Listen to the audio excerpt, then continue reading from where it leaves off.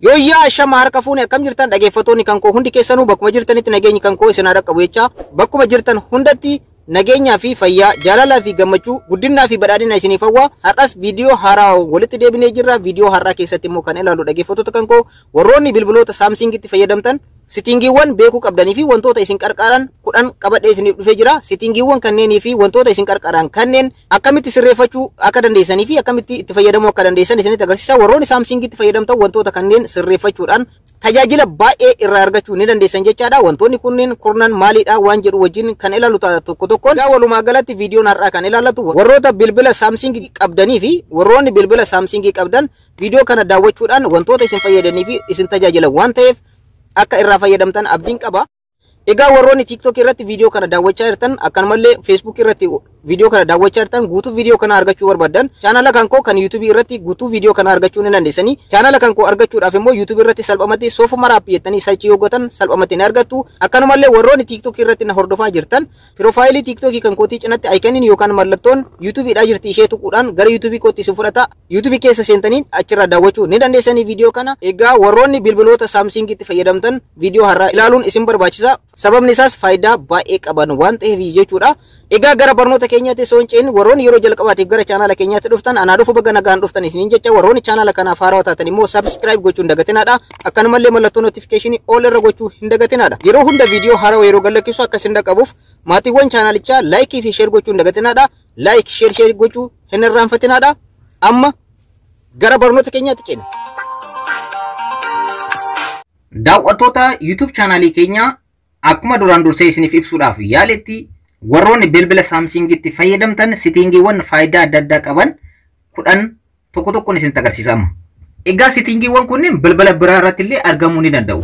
Garuu Samsung irratti guutumaan guututti waan argamaniif asirratti isinitti agarsiisuudhaaf yaale malee sitingiiwwan tokko tokko bilbila biraa irratti waan hin argamnee fi kana asirratti isiniif Samsung qofaaf hojjedhe malee bilbila biraas warroonni qabdan asirraa sitingiiwwan argatan ni jira. Fakkeenyaaf hawwii keessa sitingiiwwan as keessatti argaman kunneen baay'een isaanii kan amma isinitti himuudhaaf deemu jechuudha. Ni argamu faayidaa garaagaraa qabu bilbila keessan irratti yoo sirreeffatan faayidaa baay'ee cimaa ta'e irraa argatanii tokko tokkoon ilaalaa deemna nafaana tura.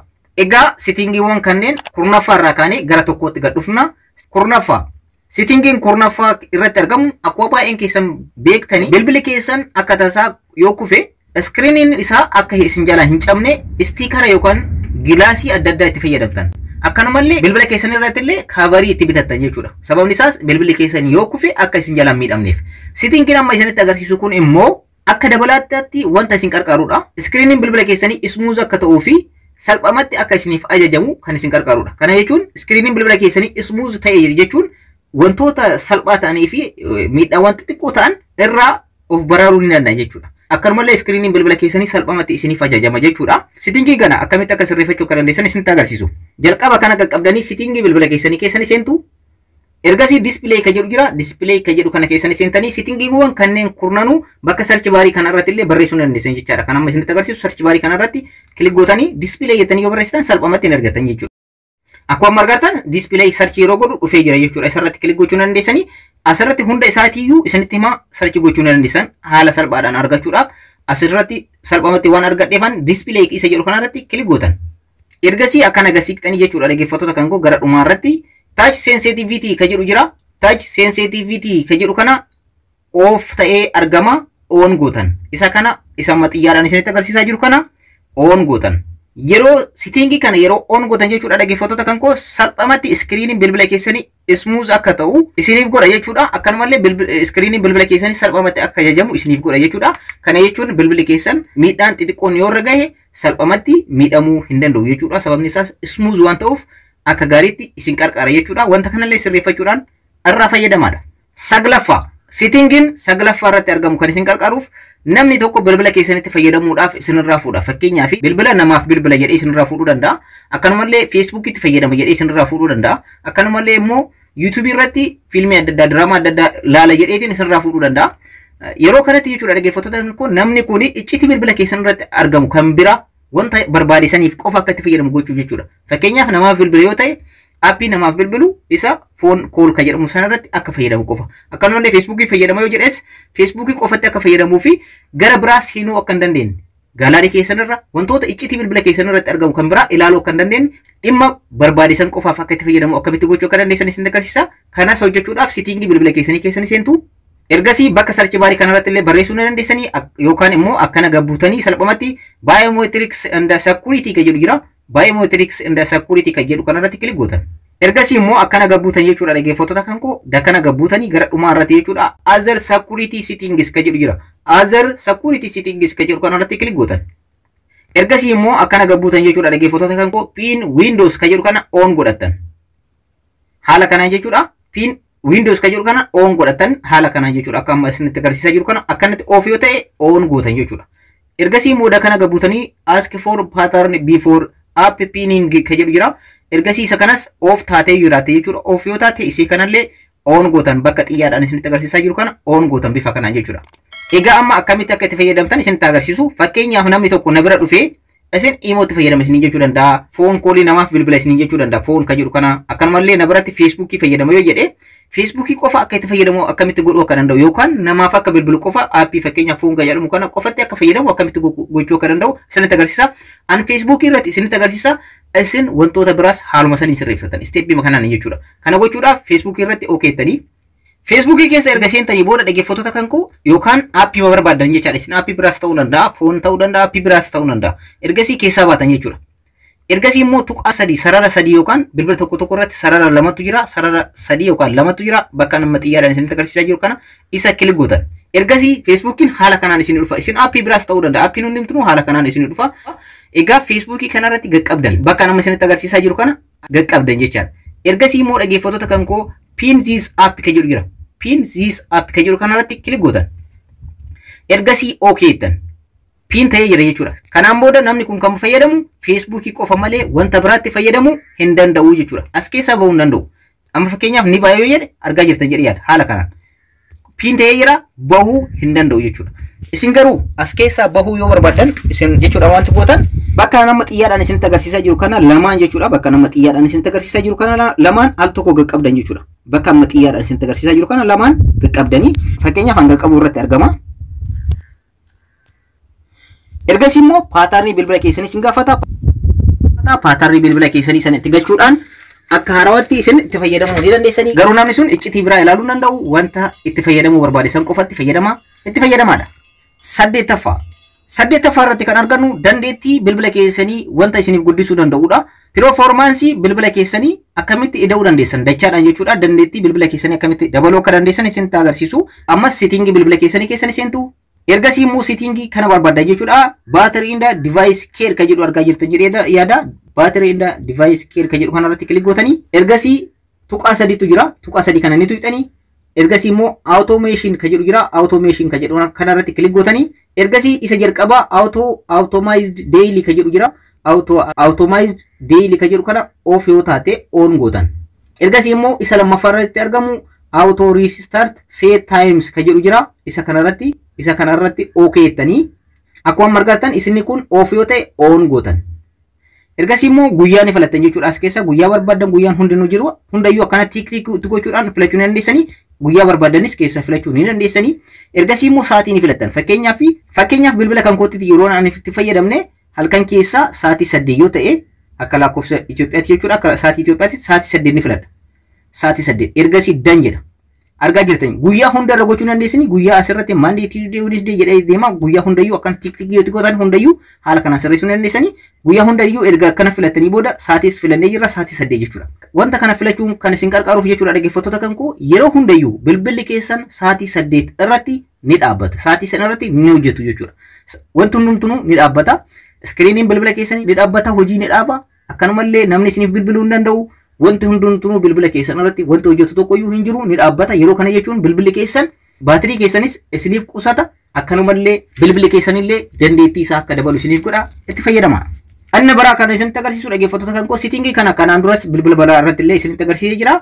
Dark mode kan jedhamudha. Dark mode jechuun bilbilli keessan guyyaa ifa akka qabaatu galgala immoo gara gurraachaatti jijjiirame ija keessan akka isin hin miinee fi kan isin gargaarudha. Ija keessan balaa adda addaa irraa isiniif baraara jechaadha. Kanaafiyyuu isa kana sirreeffachuudhaaf akkamitti sirreeffachuu akka dandeessan isinitti agarsiisa. Kana sirreeffachuun immoo maaliif akka isin gargaarus isinitti agarsiisa. Seetingii bilbila keessanii seentu. Ergasii ammas display ka jedhu ni barbaadani setting display ka jedhu kanarratti kilik gootan. Ergasii dark mode settings ka jedhu jira. Dark mode settings ka jedhu kanarratti kilik gootan. Ergasii akkuma argartan isheen kun on taatee yoo jiraatte ishee amma argartan jechuudha. Ishee kana off gootan. Ergasii immoo kanneen keessa sunset to sunrise ka jedhu kana kan jalqaba irratti argartan kana sunset to sunrise ka jedhu kana filattan. Ergasii location off ta'ee yoo jiraate location on godhaa isin jedha. An fakkeenyaaf location off ta'ee waan tureef on haa godhu. On location ka jedhu kana on gootanii location on gochuun isin barbaachisa jechuudha. Haala kana location on godheera. Egaa settingin kun maaliif isin qarqaaraa jechuu dandeessan. Egaa akkuma asirratti argartan screeniin bilbila kan kooti kan amma argartan kun baay'ee tokko ni ifa jechuudha. Bifa adii qaba. Baay'ee tokko laayitii cimaa qaba jechuudha. Guyyaa haala kanaan akka isiniif ta'u gochuu ni dandeessan. Guyyaa irratti amma ifni kun baay'ee isin miidhuu dhabuu danda'a. Garuu galgala yoo ta'e ifni kun baay'ee ija keessan miidha. Galgala automaatikali settingin kun ofuma isaatii gara irratti isiniif jijjiira jechuudha. Gara gurraachaatti. Saatii faana deema waan ta'eef saatiin halkanii yoo ta'e halkan gara daarkiitti isiniif jijjiirama. Guyyaa yoo lafti bareedu immoo gara laayitiitti isiniif jijjiirama jechuudha. Kana sirreeffachuudhaan bilbilli keessan ija keessan akka isin jala miine gochuu ni dandeessanii itti fayyadamadha. Jaffaa irratti settingin argamu immoo dhaggeeffattoota kan koo baatirii bilbila keessanii qusachuu fi wanta haarawaa bilbila keessan irratti argachuudhaaf kan isin gargaarudha. Kana sirreeffachuudhaaf ammas settingii bilbila keessanii seentu. Ergasii ammas akkana gabbuutan jechuudha dhaggeeffattoota kan koo keessa gabbuutanii accessibility ka jettu jirti. Accessibility ka jettu kanarratti okeettan. Ergasii immoo visibility enhancements ka jedhu jira. Visibility enhancements ka jedhu kanarratti kilik gootan. Ergasii immoo high contrast zoom ka jedhu jira. High contrast zoom ka jedhu kanarratti kilik gootan. Egaa akkuma asirratti argartan wantoota sadiitu isin argama. Nan ka jedhu jira. Nan jechuun haala screeniin bilbila keessanii itti argamu kana jechuudha. Kan agarsiisu fakkeenyaaf screeniin kan kun baay'ee tokko ifa qaba jechuudha. Inni kun immoo yellow ka jedhu jira. Yellow ka jedhu kanarratti kilik yoo gootan kanneen keessaa fakkeenyaaf kanneen keessaa ka barbaadan download gootan. Kanneen keessaa amma asirratti argartan jedhee yaada. Isa kana hundayyuu download godhatan jechuudha. Download ka jedhu argartan jedhee yaada download godhatan. Ergasii amma apply jettan. Apply ka jedhu argartan jedhee yaada. Apply. Akkuma argartan haala kanaan isiniif lakkoo jalqaba yellow high contrast isiniin jedhee haala kanaan percentage hanga 100tti haga lakkoon eegdanii. Wow! Screening kan bilbila kan kooti haala kanaan sirriitti gurraacha'ee jira jechuudha. Aappii kamittuu yeroo fayyadamtan ni gurraacha jechuudha. Kun maaliif isin qarqaaraa jechuudha dhaggeeffattoota kan koo baatirii bilbila keessanii isin qusata jechuudha. Fakkeenyaaf ifa waan hin qabneef gara gurraachaatti waan jijjiirameef aappii kamittuu yeroo fayyadamtan gurraacha backgroundin isaa kanaafiyyuu screen irratti bilbila keessan irratti baatirii isiniif qusata jechuudha. Itti fayyadamadha. Shanaffaa. Settingii shanaffaa irratti argamu bilbila hunda irratti ni argama. Akkamitti itti fayyadamuu akka dandeessan asinitti agarsiisa. Egaa hundi keessanuu Play Store bilbila keessan irratti ni argama. Play Store irra ni seentu jechuudha. Play Storein aappii bakka irraa itti buufattan jechuudha. Aappiiwwan adda addaa bakka irraa itti buufattanidha. Play Store irra ni seentanii. Egaa Play Store irraa aappii adda addaa bakka itti buufattanidha jechuudha. Ergasii icon yookaan profile picture kana bakka amma xiyyaadhaan isinitti agarsiisaa jiru kana kilik gootan. Ergasii immoo Play Protect ka jedhu kana kilik gootan. Egaa akkuma asirratti argartan scan ka jedhu jira. Isa kana kilik gochuudhaan asirratti aappiiwwan bilbila keessan irratti argama. Hunda scan isiniif godhe kan barbaachisaan ta'in akka balleessitan isin ajaja. An fakkeenyaaf hin qabu no harm for aappiin namiidhuu hin jiru jechuudha bilbila kan koorratti argamu. Kanaafiyyuu aappii bilbila keessan irratti miidhaa qaban yookaan akkaawuntiiwwan adda addaa kan feesbuukii kan yuutuubiidha akkasumallee kan baankii adda addaa bilbila keessan irraa qabaachuu dandeessan iimeelii adda addaa aappiiwwan tokko ni haatu jechuudha. Bilbila keenyallee kan miidhan jiranii vaayirasiiwwan adda addaa baay'isuudhaan bilbila keessanillee kan miidhan aappiiwwan baay'een ciccimoo ta'an jiranii aappiiwwan akkasii yoo jiraate iskaan isinii godhe akka balleessitan isin ajaja. Iskaan erga gootanii booda dhaggeeffattoota kan koo aappii isinii fide yoo jiraate aappii san ni balleessite jechuudha. No harmful apps found ka jedhu yoo isinii dhufe immoo aappiin isin miidhu hin jiru bilbila keessan irra jechuudha. Haala kanaan itti fayyadamadha. Afuraffaa irratti kan argannu immoo dhaggeeffattoota kan koo bilbila keessan yeroo karaa deemtan konkolaataa yeroo yaabbattan ta'uu danda'a. Yeroo karaa deemtan lafoo keessanis karaa deemuu dandeessanii yeroo sanitti bilbila keessan boorsaa keessa dubartii yoo taatan boorsaa keessa kaa'attanii akkanumallee dhiirris kaa'achuu ni danda'a. Garuu dhiirri yeroo baay'ee kiisa keessa kaa'ata waan ta'eef yeroo kiisa keessa kaawwattan yookaan boorsaa keessan keessa kaawwattan bilbila keessan touch screen isaa ni hojjeta jechuudha. Yookaan bilbila keessan wanta adda addaa ni tuttuqama yeroo baay'ee argitanii jiraattan keessattuu screen lockii yoo qabaatin bilbilli tokko maal ta'a ni bilbilaayyuu jechuudha. Dhaggeeffattoota kan koo kiisa keessan keessa waan jiruuf tuttuqqiidhaan ni bilbila jechuudha. Egaa wanta kana bilbila keessan akka tasumayyuu wanni kamiyyuu akka hin tuqne yookaan wanta akkana kanarraa akka of eegdan akka gochuu akka dandeessan isin agarsiisa. Kana immoo sirreessuuf waan baay'eedhaaf isin qarqara sirreeffadhaadha. Kana gochuudhaaf settingii bilbila keessanii keessanii seentanii ammas Ergasii immoo display kan jedhu jira. Display kan jedhu kana keessanii seentanii ergasii akkana gabbuutan jechuudha dhaggeeffattoota kan koo gara dhumaa kanarratti accidental touch protection kan jedhu kana off yoo taate on gootan. Amma fakkeenyaaf kan koo on ta'ee jira sirriidha. Akka haala kanaan garuu on yoo taate off gootanii isa kana sirreeffachuun maaliif akka isin gargaaru isinitti hima. Tokkoffaa bilbila keessan paatarniidhaan yookaan piiniidhaan yoo cuftan ta'ee yeroo 15 wal faana bilbila keessan yoo kan yaalii taasisu ta'e kiisa keessan keessatti osoo isin hin beekin yookaan tuttuqiidhaan jechuudha borsaan keessan namni tuquu danda'a konkolaataa yoo yaabbattan ta'e akkanumallee kiisa keessan keessa yookaan borsaa keessan keessatti ofuma of tuttuquu danda'a jechuudha iskiriiniin isaa yeroo kanatti paatarni ni yaala jechuudha ofuma isaati yeroo yaaletti yeroo 15 irratti bilbila keessan irratti wanti argamu viidiyoon adda addaa dokumentiin adda addaa suuraan adda addaa ni bada jechuudha wantoota akkanaa kanarra of eeguudhaaf isin gargaara itti fayyadamaadha.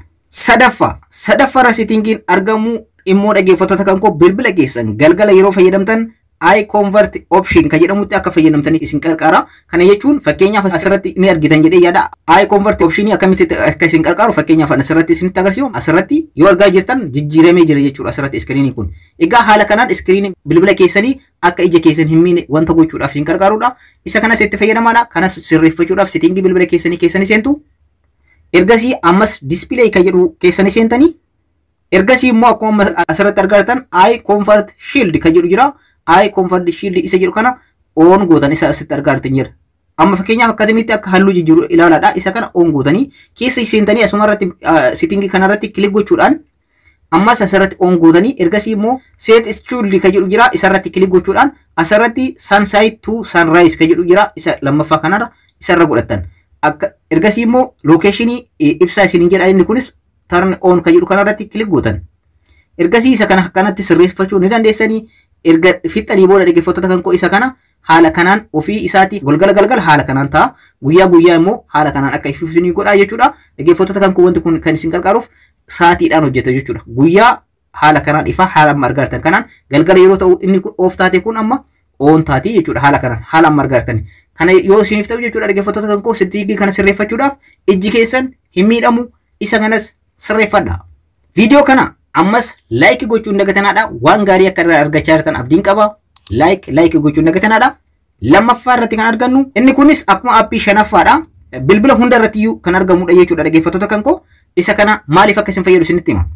Akkuma beektan Chrome irratti dhaggeeffattoota kan koo bilbila baay'ee irratti jechuudha dhaggeeffattoota kan koo namoonni baay'een Chrome irratti websaayitii adda addaa searching godhan sababni isaas namni adda addaa iccitii bilbila kan koo irratti na jala ilaala waan jedhanii yaadaniif kanaaf maalitti fayyadama namni baay'een Chrome irratti salphamatti namni tokko bilbila keessa yoo isin fuudhe maal akka isin search gootan laaluu dandeessanii wantoota websaayitiiwwan badaa ta'an illee namni ilaalu jiraachuun hin hafu namni tokko bilbila keessa irraa fuudhe yeroo Chrome irra seene namni kun maal search godha kan jedhan namoonni akkasii jiran waan ta'eef kanaaf yeroo baay'ee namni maalitti fayyadama jechuudha. Incognito mode kan jedhamu jira Chrome irratti incognito mode kan jedhamu jira isatti fayyadamu jechuudha.